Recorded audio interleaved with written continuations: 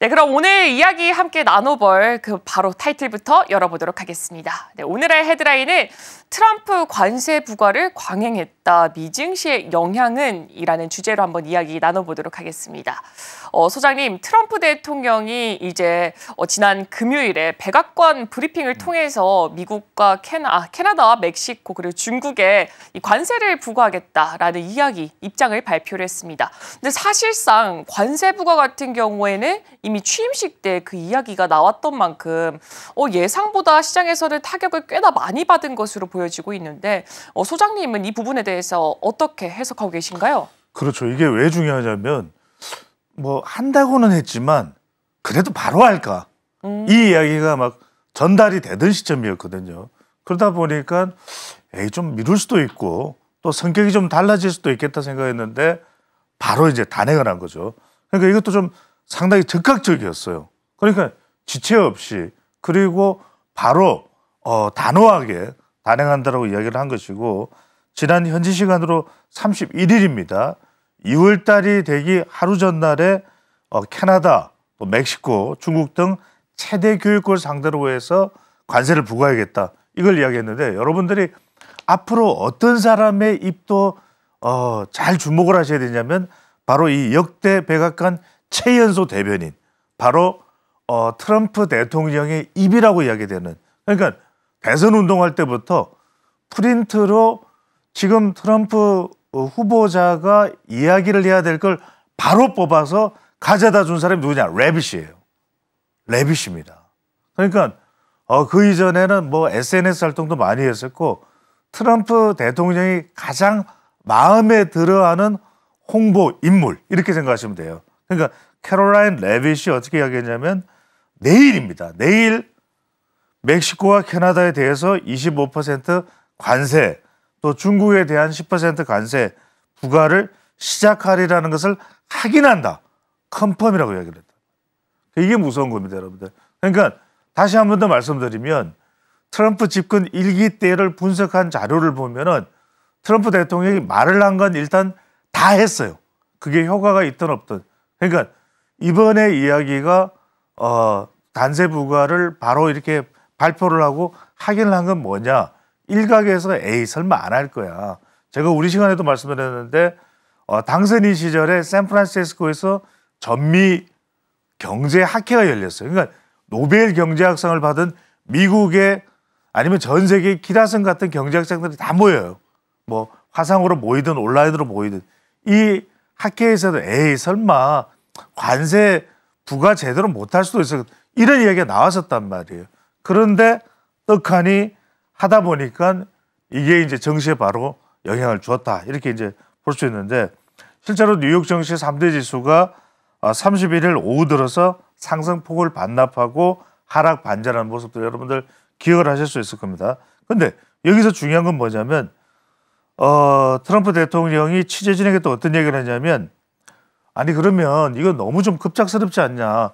중국이나 캐나다나 멕시코가 지금 트럼프 대통령 이야기한 거 그거 좀 막기 위해서 관세 부과 막기 위해서 하룻밤 사이에 뭔가 좀 할 수 있는 일이 있느냐. 뭔가 좀 그래 조정해 볼 수 있느냐 해봤더니 없다. 하지 마. 협상 없어. 이렇게 얘기를 하는 겁니다. 지금 당장 없다.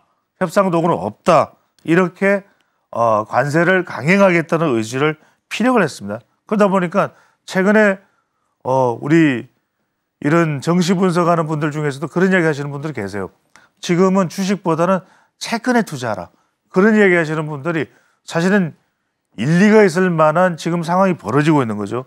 국제 유가도 트럼프 대통령의 관세 부과에 대해서 이 유가도 더 올라갔습니다. 그러니까 화면을 한번 보세요. 그러니까 이 화면이 어떤 걸 설명하냐면 오전에는 괜찮았단 말이에요. 오전 보세요. 오전 시간. 오전 시간이겠는데 이게 지금 미국 현지 시각입니다. 13시. 오후 딱 들어가니까 발언이 나오자 쑥 하고 떨어져 버렸어요. 이게 중요한 거예요. 그러니까 앞으로도 뉴욕 정시를 상당히 출렁거리게 할 수 있는 게 뭐냐. 실적도 아니고 수급도 아니고 트럼프 대통령의 발언일 수도 있다는 걸 우리가 유념을 할 필요가 있다는 말씀을 재차 강조해서 드립니다. 네, 트럼프 대통령 입에서 어떤 말이 나오는지도 정말 중요할 것 같은데 여기에 덧붙여서 이 백악관의 최연소 대변인이 과연 어떤 말을 하는지 이 부분도 함께 체크해 보시면 좋을 것 같습니다. 근데 사실 소장님 그동안 이 시장에서는 인플레이션 우려 때문에 보편 관세가 그래도 빠르게 단행되지는 않을 것이다라는 전망이 있었습니다. 근데 그 예상을 다 깨버리고 그렇죠. 이렇게 빠르게 진행된 이유가 또 있을까요? 이게 중요한 겁니다. 이걸 분석을 해야 돼요. 그래서 제가 뭐라고 말씀드렸냐면 트럼프 대통령이 자신이 생각한 것을 멈추지 않습니다.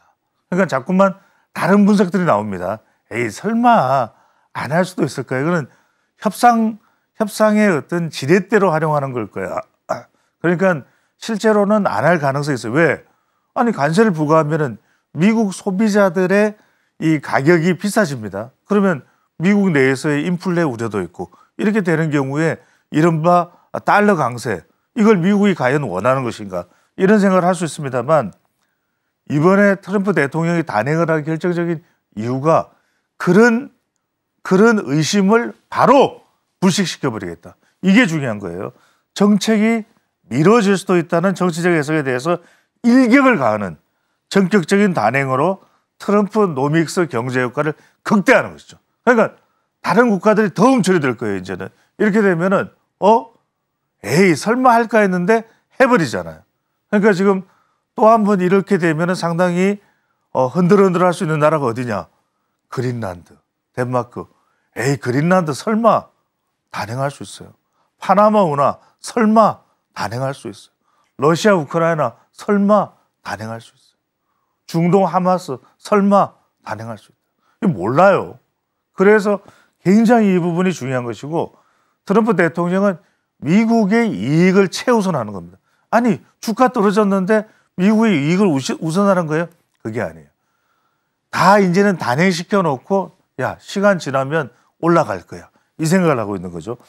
백악관의 이 같은 언급이 이제 상당히 우리에게는 타격을 주는 이유는 뭐냐면 일각에서 어떤 이야기가 나왔냐면 이 부과하는 거 화면 한번 보시죠. 이게 당선인 시절에 이거 이야기했어요. 당선인 시절에 우리 시간에 이 표를 말씀드렸는데 기존 관세의 10% 추가도 있지만 트럼프 관세가 무서운 게 타리프가 가장 아름다운 단어라고 그랬잖아요. 트럼프 대통령은. 그런데 항목별로도 산업별로도 나 다 매길 거야 관세를. 그러니까 우리가 주의해야 되는 것은 나라는 우리나라가 좀 우선순위에 밀리지만 이게 산업 섹터별로 또 매길 수가 있어요. 이 점을 주의해야 되는 전기차 100%. 그러니까 BYD, 샤오미 100%, 반도체 쫙쫙. 그다음에 멕시코 25%, 이민들 콜롬비아로 비행기 태워서 바로 보내버리잖아요. 그다음에 캐나다 모든 수입 제품에 25% 관세 부과. 캐나다에다가 무슨 이야기를 합니까?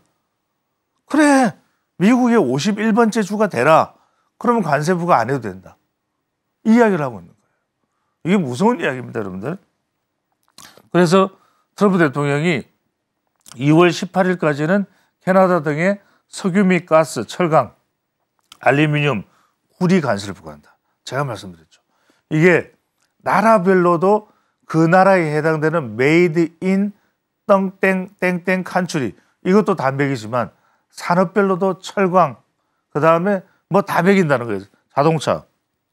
그래서 트럼프 대통령의 이제 관세 방침이 재확인되면서 애플마저도 매도 물량이 나오는 겁니다. 그러니까 미국도 지금 이거 큰일 났는데 이런 이야기가 뉴욕 정시에서 나오는 겁니다. 엔비디아도 이걸 여러분들이 잘 확인을 해보셔야 되면 31일 날 젠슨 왕이 누굴 만납니까? 트럼프를 만나죠. 트럼프를 만났는데 지금 공개를 안 했어요. 아마 H20, H20도 팔지 마라. 저사양도 팔지 마라. 이야기 나올 거예요. 나왔을 것 같아요. 이거 공개를 안 하는 거죠. 이게 또 엔비디아에 엄청난 타격을 줄 수 있기 때문에 무슨 이야기를 했겠어요? 중국에 마음껏 팔아라? 이렇게 이야기를 했을까요? 아니죠. 딥시크로 엄청나게 타격을 받으면서 젠슨왕을 만나서 이제는 중국에 아무것도 팔지 마. 약간 으름장을 놨을 거예요. 그럼에도 불구하고 엔비디아는 어느 나라 기업입니까? 미국 기업이거든요. 그러니까 또 함부로 못해요. 그러니까 지금 젠슨왕 이 CEO가 트럼프 대통령을 만났음에도 불구하고 엔비디아가 더 내려갔어요. 그죠? 3.67% 하락 마감을 했습니다. 근데 우리가 한 가지 주목해야 될 것은 뭐냐면 그래도 지난 대선에서 트럼프 대통령을 많이 도와준 앞서 우리도 이소연과 소개를 해드렸죠. 매그니프 7은 올라갔어요. 마이크로소프트, 아마존, 테슬라, 메타, 알파벳 올라갔죠. 이걸 여러분들이 잘 보셔야 됩니다. 트럼프 대통령과의 관계가 어떻게 형성되어 있냐. 이게 상당히 중요합니다. 물론 우리가 경제 기본 또 주식시장을 분석하는 기본은 실적 또 뭐 여러 가지 PER, PBR 뭐 여러 가지가 있겠죠. 하지만 더 중요한 것은 미국 주식시장에서 경제에서 우리가 지금 무시할 수 없는 것이 바로 트럼프 변수라는 거. US 뱅크 자산운용그룹의 톰 하인리는 이런 이야기를 합니다.